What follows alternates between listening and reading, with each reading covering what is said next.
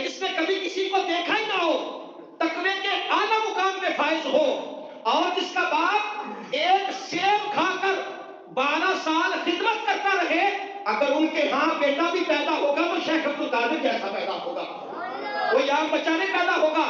آپ مادر ذات ولی تھے، ماں کے پیٹ سے ولی پیدا ہوئے، 7 سال کی عمر میں قرآن کریم کو مکمل حفظ کیا، 13 سال کی عمر میں باقی علوم درسیہ کو حاصل کیا، پھر 10 سال کی عمر 10 سے 13 سال کی عمر تھی، آپ چل رہے تھے، ایک بیل سامنے آ گیا، اس کے پیچھے پیچھے آپ چل رہے تھے، بعد میں آپ کھیتی باڑی کر رہے تھے، تو وہ بیل نے مڑ کر پیچھے کہا عبد القادر نہ تو اللہ نے تجھے کھیتی باڑی کا حکم دیا ہے اور نہ ہی تو اس کے لیے پیدا کیا گیا ہے۔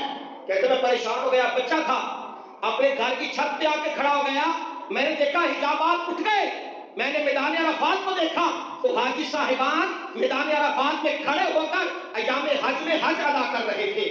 میں نے اپنی والدہ سے کہا مجھے اجازت دیں، آپ اجازت لے کے جیلان سے بغداد کے لیے علوم حاصل کرنے کے لیے آئے۔ کیا حاصل کرنے آئے بھائی؟ علم حاصل کرنے۔ حضور غوث اعظم کیا حاصل کرنے کے لیے آئے؟ حالانکہ میں نے عرض کیا کہ آپ والدہ کی طرف سے بھی سید تھے، والد کی طرف سے بھی آپ سید تھے، اور اللہ نے آپ کو مرتبہ بھی عطا فرمایا تھا، پھر بھی آپ کے والد فوت ہو گئے تھے، والدہ بیوہ تھی، آپ پھر بھی علم دین حاصل کرنے کے لیے جیلان سے بغداد کی طرف آ رہے ہیں۔ آج ہمارے سائنسدان کو کیا ہے کہ ہر پیر کا بیٹا پیدا ہوتے ہی وہ منصب خلافت میں بیٹھ جاتا ہے کہ میں بھائی اپنے باپ کا جانشین ہوں۔ ہم کہاں کھڑے ہیں؟ ہم بھی ہر ایرے گہرے کے ہاتھ چوم رہے ہیں کہ بھائی یہ پیر صاحب آ گئے۔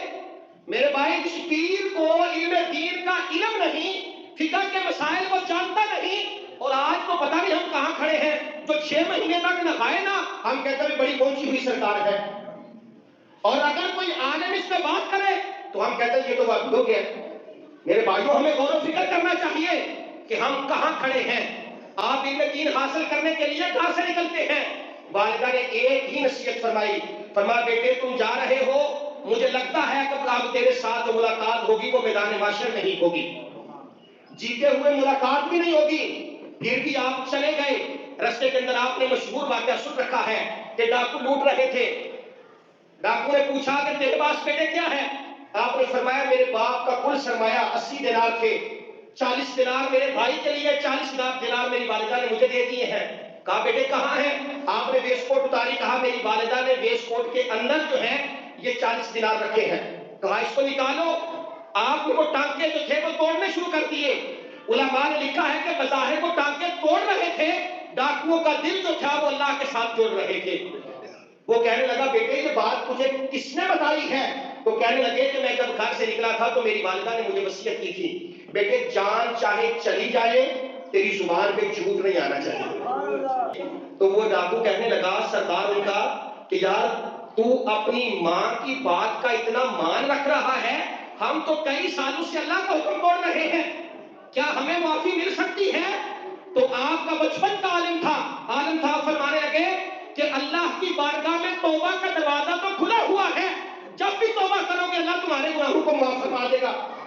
حضور غوث اعظم ایسے تھے، اور ہم نے سمجھ لیا کہ شاید 11ویں کا ختم دلانے والا آج حضور غوث اعظم کی تعریف ہوتی ہے نا، اسٹیج پہ بیٹھا ہر پیر چوڑا ہوتا ہے کہ میرے نانا کی تعریف ہو رہی ہے، حضور غوث اعظم کی تعریف ہو رہی ہے۔